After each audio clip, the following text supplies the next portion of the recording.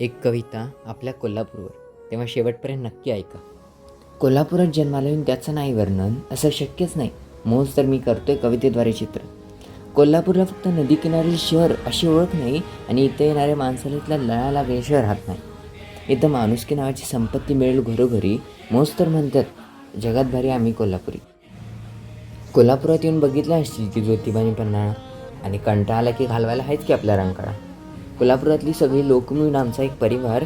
कोल्हापुरात येऊन कोणच नाही बघायला सोडत आमचा प्रसिद्ध महाद्वार. करवीर निवासिनी अंबाबाईची ही महान नगरी, आणि त्या नगरीचे आम्ही सेवेकरी.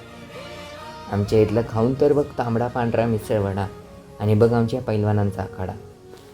आमच्याकडं काय मिळतंय याची करू नको कल्पना. इथल्या अनोखी चवीची आणि कलेची होऊच नाही शकत गणना.